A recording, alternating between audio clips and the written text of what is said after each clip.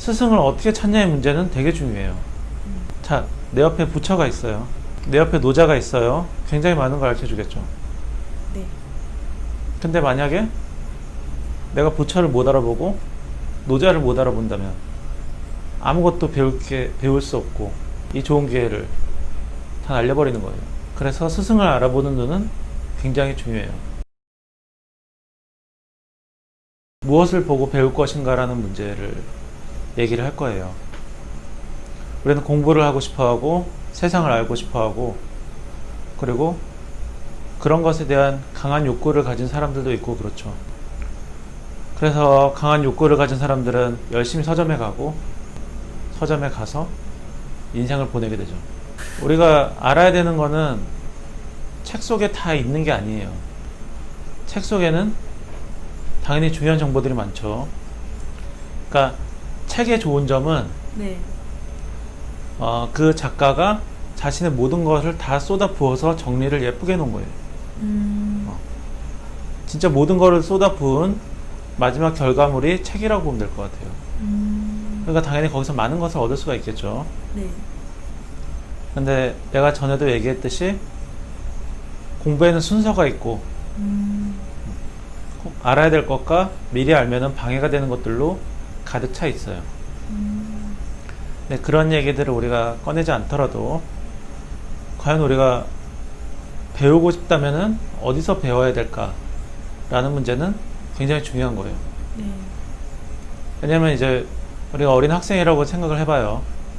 그리고 세상을 막 알고 싶어요. 어른한테 물어봐요. 어른들이 뭐라 그래요? 책을 읽으라 그러겠죠. 더 살아보라 그러겠죠. 하지만 그에게는 어느 것도 아직 명쾌한 답을 해줄 수 있는 사람이 없다는 거예요. 그리고 잘못 빠지게 되면은 자꾸 정확한 지식보다는 조금 더 자신의 호르몬이 이끄는 방향으로 좀 더 멋있어 보이는 방향으로 자꾸 가려고 그래요. 그럴수록 알아야 될 것에서 벗어난다고 보면 될 것 같아요. 그게 우리가 잘못 공부하고 있다고 말할 때 쓰는 거예요. 기본적으로 공부는 우리 주위에 널려 있다고 보면 돼요. 가장 큰 공부는 거울 안에 있어요. 자기 자신의 모습에서 가장 많은 걸 배울 수가 있어요.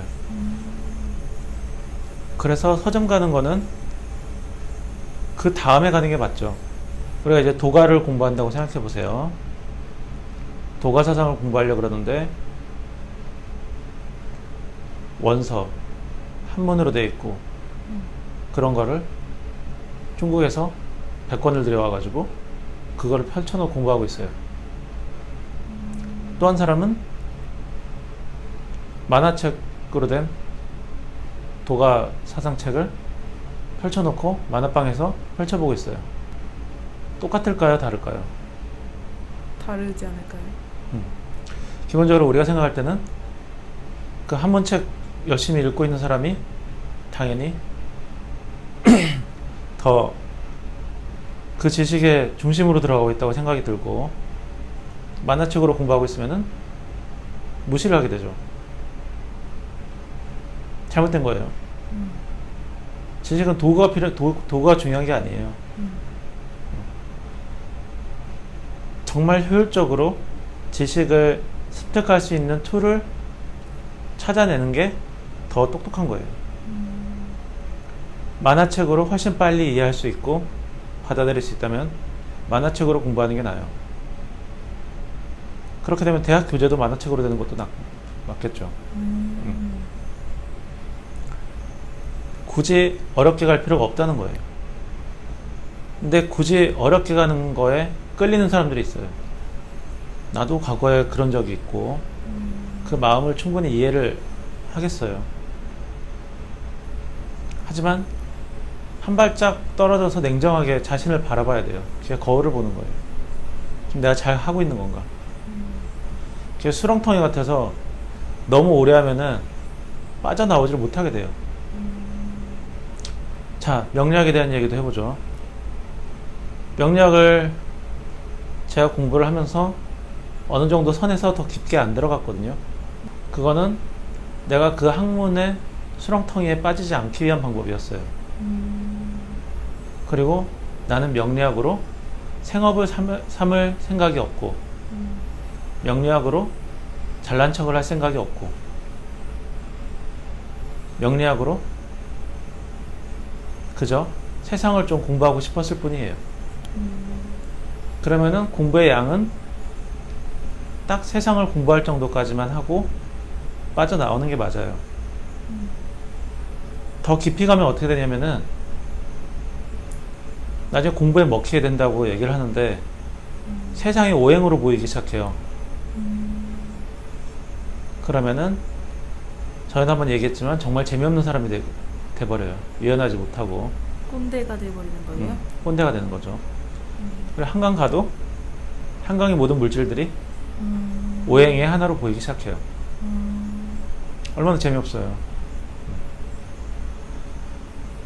만약에 생업으로 삼을 게 아니라면은 자신이 그 학문에 어느 정도 깊이 들어갈 것인가를 생각을 해야 돼요.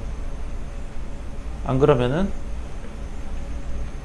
인생은 너무나 짧고 재밌는 건 너무나 많은데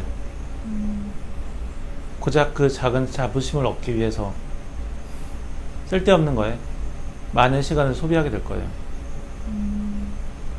만약 제가 더 깊이 공부해서 이렇게 한다 그래도 사실은 그 학문을 더 잘 알게 되는 것보다 오히려 더 못 알게 될 수도 있어요. 학문의 가장 핵심은 숲을 볼 때 나타나요. 나무를 보는 게 아니라.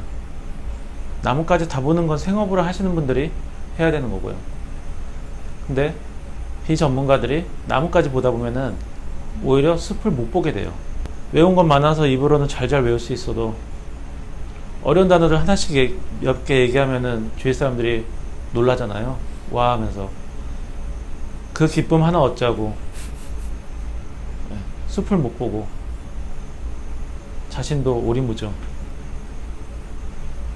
이렇게 인생을 낭비하게 된다. 결국 자신도 망가지게 되고. 그래서 학문은 멀리서 공부하는 게 아니라 가까운 데 있는 걸 공부하는 거고, 그리고 주위 모든 재료들이 공부의 재료들이고 가장 좋은 재료는 자기 자신이고, 그리고 하나의 학문에 너무 깊이 빠지지 말 것. 그리고 깊이 빠졌다는 생각이 들면은 거울을 보면서 반성해 볼 것. 과연 이렇게 100년을 더하면은 뭐가 될까? 이런 거 되게 중요해요. 더 들어가서 내 자신을 공부하는 것이 좋지만 그 다음은 친구들이죠. 친구들을 공부하고, 그리고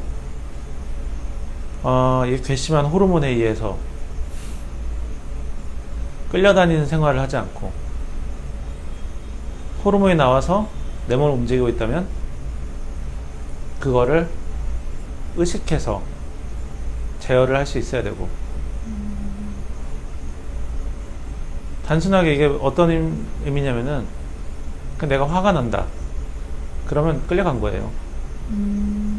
끌려가는 거고 멍청한 거예요. 그럼 화를 내는 사람들은 다 멍청해요. 답은 스스로 생각을 해보는 걸로. 그래서 세상의 공부는 도처에 널려 있고, 중요한 거는 우리가 과연 세상의 공부거리를 어떻게 찾아내냐는 거예요. 스승을 어떻게 찾냐의 문제는 되게 중요해요. 자, 내 옆에 부처가 있어요. 그럼 굉장히 많은 걸 배울 수가 있겠죠. 네. 내 옆에 노자가 있어요. 굉장히 많은 걸 가르쳐 주겠죠. 네. 근데 만약에 내가 부처를 못 알아보고 노자를 못 알아본다면 아무것도 배울 수 없고 이 좋은 기회를 다 날려버리는 거예요. 그래서 스승을 알아보는 눈은 굉장히 중요해요. 스승을 알아보는 눈이라는 거는 배울 것을 알아보는 눈과 같은 거라고 생각해도 될 것 같아요.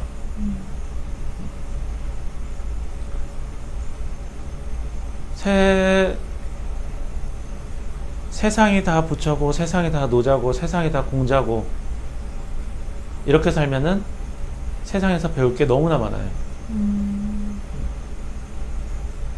우리 주위에 떠다니는 공기에서도 산소에서도 많은 걸 배울 수가 있고